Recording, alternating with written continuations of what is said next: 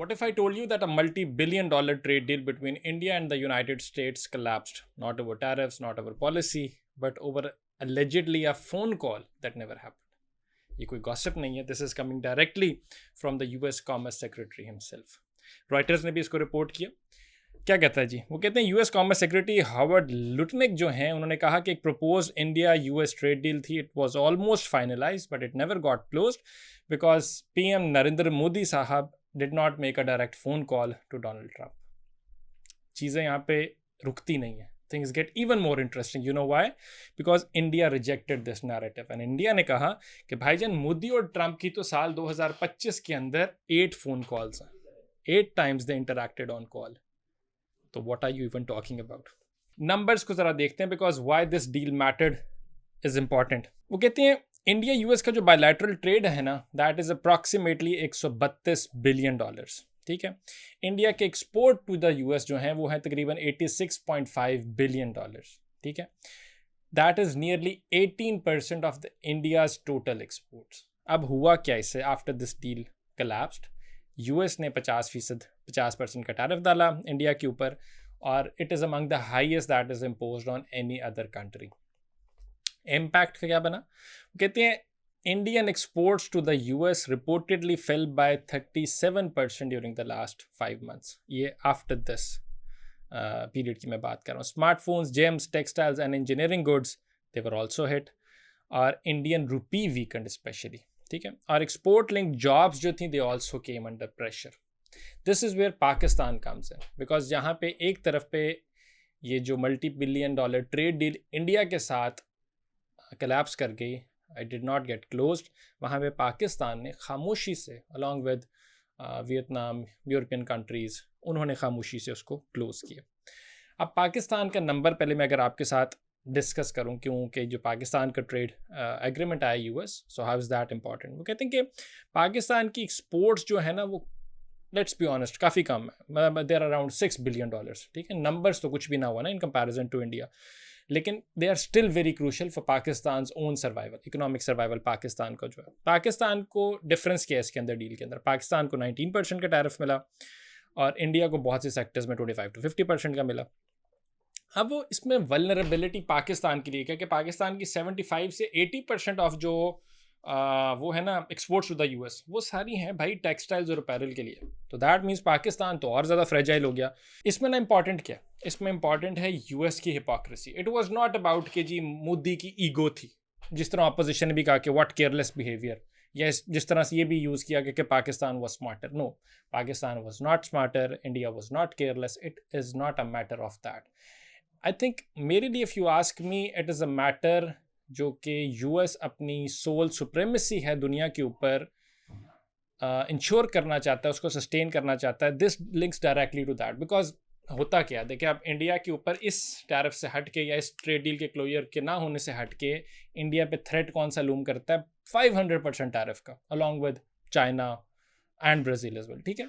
अब ये क्यों थ्रेट लूम करता है? Because these are those countries जो कि रशिया से ऑयल इम्पोर्ट कर रहे हैं. तो बहुत बड़ी बात होगी कि आपने एक तो रशिया की इकोनॉमी को वीकन करना है, दूसरा आपने अपनी इंश्योर करना है supremacy. But sir at the other time आपकी हिपोक्रेसी नज़र आती है ना, बिकॉज आप खुद यूरेनियम जो है वो रशिया से इंपोर्ट कर रहे हैं, if I am not mistaken. No, तो यानी आप खुद कर सकते हैं और आप तब तक करेंगे जब तक कि आप सेल्फ सफिशिएंट नहीं हो जाते, जो कि बताया जाता है कि 2-3 साल के अंदर हो जाएगा. एंड यूएस जो है वो सेल्फ सफिशिएंट होने के ऊपर काम कर रहा है और एट टिल दैट टाइम वो रशिया के ऊपर ही सस्टेन करेगा. तो वो यानी it's okay for US to import uranium from Russia, but not okay for China, Brazil और इंडिया स्पेसिफिकली कि वो रशिया से ऑयल इम्पोर्ट करें.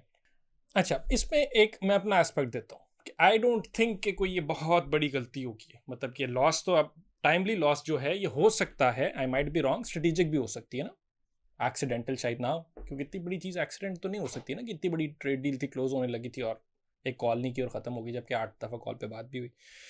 तो कहते हैं कि this makes India not look weak and ensure autonomy, जो कि पाकिस्तान के केस के अंदर नहीं है.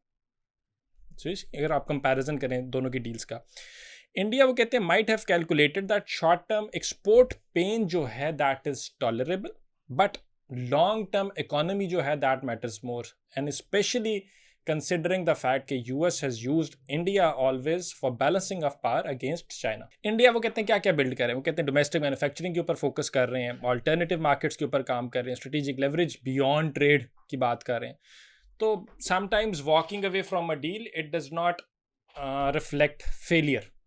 ठीक है, it might be very strategic, और जो कि इंडिया के टर्म के अंदर हो भी सकता है.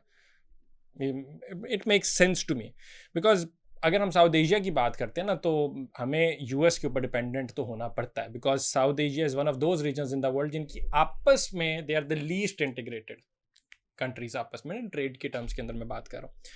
तो can India diversify fast enough, that is one question. Pakistan की भी मैंने बात की थी, सिर्फ टेक्सटाइल्स की थी, लेकिन Pakistan move beyond textiles, that is another question. Equation हम सिर्फ यूएस के उसी के अंदर बात करें. और साउथ एशिया की जब हम बात करते हैं कि they will ever South Asia be able to work collectively, because least integrated region in the world है. सो ओवरऑल जहाँ तक ये नैरेटिव्स की बात है ना, वो तो ठीक है. ऑपोजिशन ने भी यूज़ किया इंडिया के अंदर, हेडलाइंस बन गई हर तरफ कि this trade deal collapsed because of a phone call. But if you dig deeper into that ना, तो आपको लगता है कि it's more of a strategic measure and it might work well for India. Before conclusion है इसका हम bigger global context देखते हैं. Why the US negotiation matters. कहते हैं ट्रेड जो है वो ट्रांजैक्शनल हुई है, बिल्कुल ठीक है, मेक सेंस, ऐसा ही हुआ. जाके डील्स जो हैं वो पर्सनलाइज्ड हुई हैं ट्रंप के अंदर, बिल्कुल ऐसा ही हुआ. टैरिफ्स को आपने वेपन्स के तौर पे यूज़ किया sir, 100% agree to that. And strategic alliance जो है ना, they have not guaranteed economic comforts, ये भी मैं मानता हूँ, बिल्कुल ठीक है, यहाँ तक बातें ठीक है. लेकिन यूएस ने एट द सेम टाइम यही डील जब इंडिया के साथ क्लोज नहीं की, तो पाकिस्तान के साथ की है, यूके के साथ की है, वियतनाम के साथ की है, अदर्स की है, और इंडिया ने मिस की है वो विंडो. ठीक है, तो अगेन वही वाली बात है कि क्या वो स्ट्रक्चरल चॉइस थी या एक्सीडेंटल एक ब्लो था.